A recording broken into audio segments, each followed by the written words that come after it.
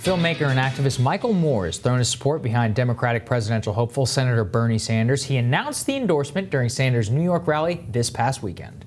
We need to not only crush Trump at the polls, afterwards, we need to fix this rotten, corrupt economic system that gave us Donald Trump and everything else we're dealing with. I am proud today to offer my endorsement of Senator Bernie Sanders. So Michael Moore and the Vermont senator go way back. Moore endorsed Sanders 30 years ago during his first run for Congress. And Michael Moore joins us now in studio. Great to see you, sir. Thanks for having me. I appreciate it. So what made you decide to jump into this race and pick a side? I don't feel like I jumped in because I've always been with Bernie. I've been for Bernie. You just made it official. He was the mayor of Burlington, Vermont. Yeah, they said we just come out and say it. That's why I really haven't said it out loud. But every week I've been putting things up on my social media, pointing out why he's got the right answers to things. So they invited me to do this with AOC there on Saturday, and boy, it was really an amazing event. And I think I read somewhere it was the largest crowd that any candidate has had, the Democrats, this year so far in the election for a rally. So, and it was great to see Bernie post-heart attack, because this guy, I don't know how long he went. It was longer than an hour. It must have been an hour and a half. He never used the podium to sort of, hold himself up. The whole time he just stood there. But it was if you go online and watch the whole speech, you'll see actually a very different speech, and a slightly different Bernie, and maybe that's, if you have an experience, an incident or whatever that kind of reminds you that we are mortal. Right. This time is finite. The key words in his speech were love, compassion, decency. And at the end of the speech, he asked everybody there to please just take a moment and find somebody in the crowd that doesn't look like you. Somebody that isn't you. It's not your race, it's not your gender, it's not your whatever, Look at that person and then ask yourself, as you look at that stranger, would you fight as hard for her or him as you would for yourself? Because if the answer is yes, we're going to make it. Mm-hmm. We're going to make it. This country is going to be a better and a different place than the one we've been living in recently. Michael, we talk a lot here on this show about the different coalitions these candidates represent. And while a lot of people in the media, they say that Elizabeth Warren and Bernie Sanders are especially espousing the same policies, well, it's not necessarily true. They don't really understand that she is appealing to a much more kind of a professional managerial class. Mm-hmm. Is that how you see it as well? And why do you think that is, as somebody who's chronicled economic populism since before I was born, honestly? Yeah.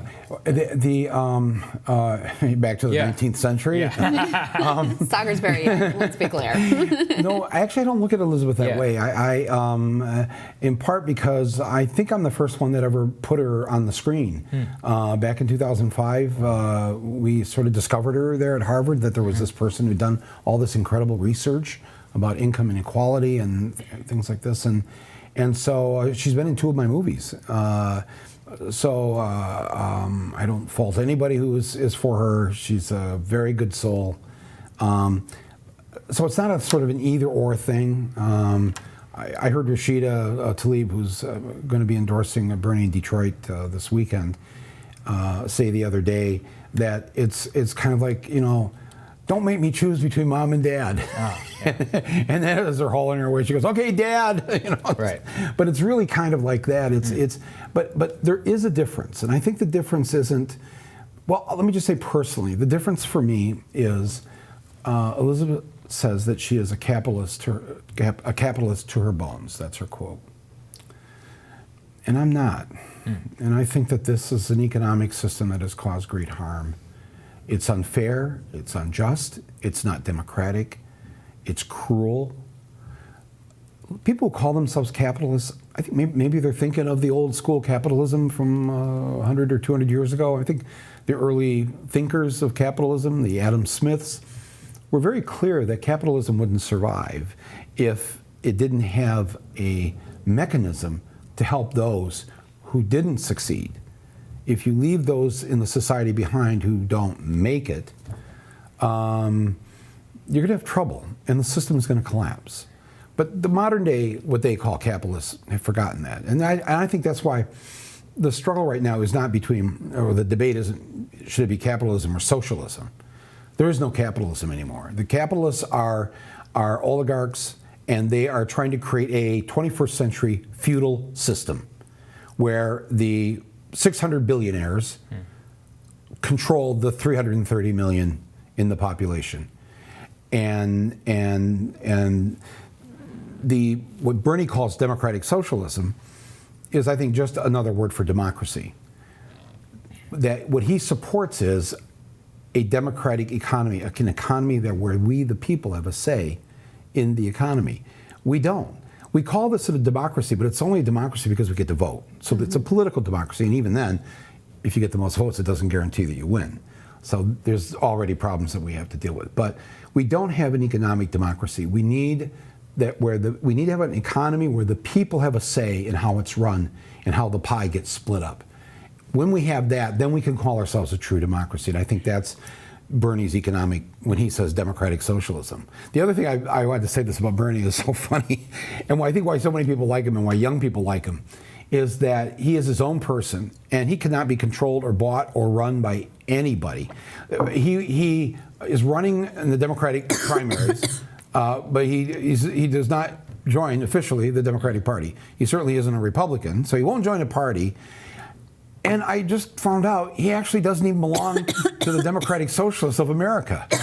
Yeah, right. It's like he doesn't even belong to the thing that he is.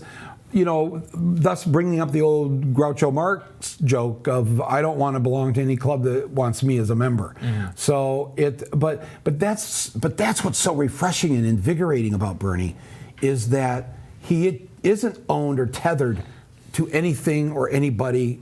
He's just going on what he believes.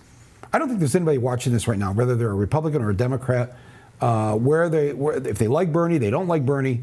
I think pretty much everybody would agree that what you see is what you get, that he's never going to sell out.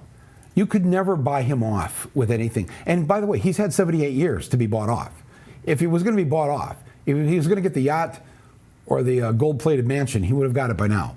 So that's not happening. So if you vote for him, if he says he's going to fight for this or that or whatever, that's exactly what he's going to do. It's going to happen.